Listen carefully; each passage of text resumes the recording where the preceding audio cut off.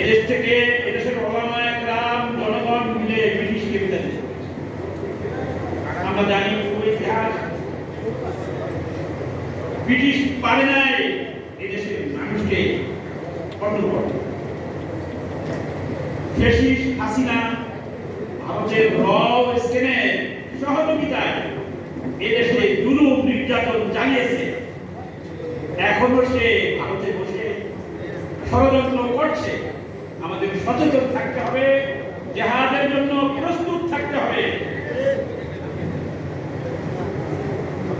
জিহাদ করে এদেশে সত্য প্রতিষ্ঠা করতে হবে, দ্বীন প্রতিষ্ঠা করতে হবে, ইসলামী হুকুমত প্রতিষ্ঠা করতে হবে, ইনসাফ প্রতিষ্ঠা করতে হবে। এই ব্যাপারে আমরা সবাই ইনশাআল্লাহ ঐক্যবদ্ধ। ওয়াতাসিমু বিহাবলিল্লাহি জামিআন ওয়া লা তাফাররাকু। আমরা সত্য প্রতিষ্ঠার ক্ষেত্রে সবাই ঐক্যবদ্ধ।